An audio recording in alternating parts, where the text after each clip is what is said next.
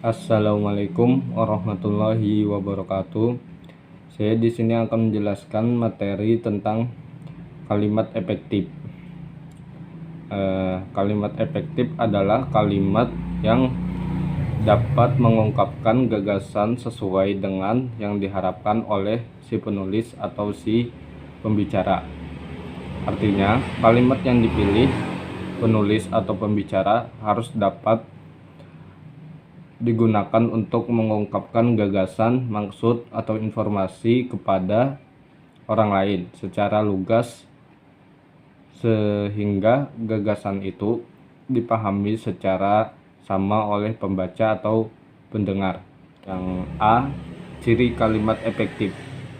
Kalimat efektif tidak berarti bahwa wujud kalimatnya harus pendek-pendek atau panjang-panjang, tetapi yang paling penting adalah kesamaan informasi antara si pembicara atau penulis dan si pendengar atau pembaca. Untuk itulah kalimat efektif harus bercirikan kelugasan, ketepatan, kejelasan, kehematan, dan kesejajaran. Yang pertama ada kelugasan. Kelugasan dalam kalimat efektif menyarankan bahwa informasi yang akan disampaikan dalam kalimat itu ialah yang pokok-pokok saja, atau yang perlu-perlu atau yang penting-penting saja. Tidak boleh berbelit-belit, tetapi disampaikan secara sederhana. Amati contoh berikut.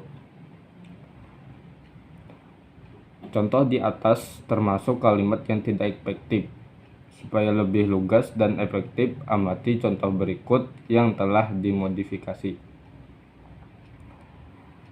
Lalu contoh kalimat A dibanding contoh kalimat B, C, dan D lebih lugas dan efektif dibandingkan dengan kalimat A. Yang kedua ada ketepatan. Ketepatan dalam kalimat efektif mensyaratkan bahwa informasi yang akan disampaikan dalam kalimat itu harus jitu atau kena atau sesuai dengan sasaran, sehingga dibutuhkan ketelitian. Amati contoh berikut. Dalam contoh di atas, contoh ini merupakan kalimat yang tidak efektif karena ketidaktepatan informasi yang akan disampaikan.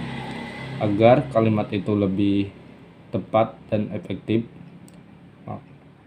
maka dari itu amati contoh berikut ini.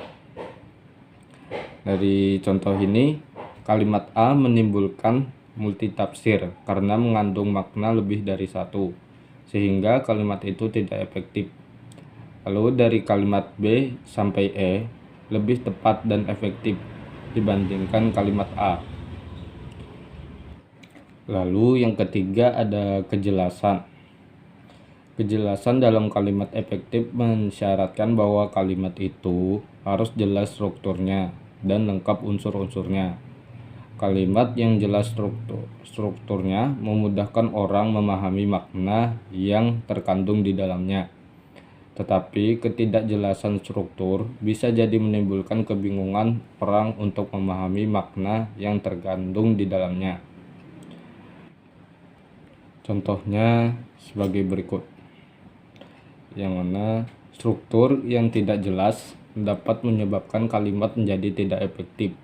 Misalnya kalimat tak bersubjek, tak berpredikat, tak berobjek, tak berpelengkap, dan tak berketerangan.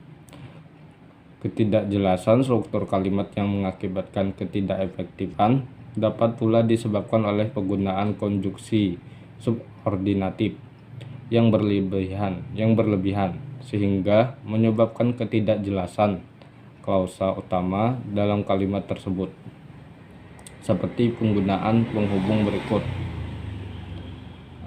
Jika titik-titik maka titik-titik, kalau titik-titik maka titik-titik, karena titik-titik maka titik-titik, dan lain sebagainya. Lalu yang keempat ada kehematan.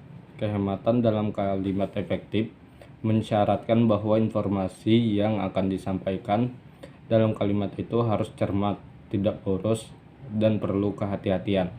Untuk itu perlu dihindari bentuk-bentuk yang bersinonim. Contohnya sebagai berikut. Dari contoh ini, kalimat B dan C lebih efektif dari kalimat A karena tidak boros dan lebih hemat dalam penggunaan katanya. Lalu yang selanjutnya ada kesejajaran. Kesejajaran dalam kalimat efektif mensyaratkan bahwa bentuk dan struktur yang digunakan dalam kalimat efektif harus paralel, sama, atau sederajat. Dalam hal bentuk, kesejajaran terutama terletak pada penggunaan imbuhan, sedangkan dalam hal struktur, kesejajaran terletak pada klausa-klausa yang menjadi pengisi dalam kalimat menyebut. Contohnya sebagai berikut. Dari contoh ini kita dapat contoh kalimat B sampai D lebih efektif dan sejajar dibandingkan dengan kalimat A karena dua klausa pada kalimat B bentuknya setara atau sejajar, yaitu berbentuk verba pasif berawalan di, dibuat dan diterbitkan. Lalu B, kalimat partisipia. Akhir-akhir ini bentuk kalimat yang berawal dengan verba atau kata kerja banyak ditemukan dalam kehidupan sehari-hari, baik dalam bahasa lisan maupun dalam bahasa tulis. Meskipun begitu, tata bahasa baku bahasa Indonesia tidak mengakui keberadaan struktur semacam itu. Contohnya ada di sini. Yang berarti kalimat tersebut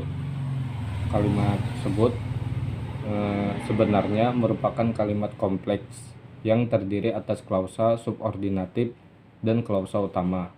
Namun, konjungsi yang berfungsi sebagai penanda klausa subordinatif ditanggalkan sehingga kalimat menjadi tidak gramatikal. Penggunaan konjungsi pada awal klausa menjadi penanda bahwa klausa itu berupa klausa subordinatif. Menurut tata bahasa baku bahasa Indonesia, preposisi yang berfungsi sebagai penanda klausa subordinatif akan berubah menjadi konjungsi. Sekian penjelasan dari saya. Terima kasih. Wassalamualaikum warahmatullahi wabarakatuh.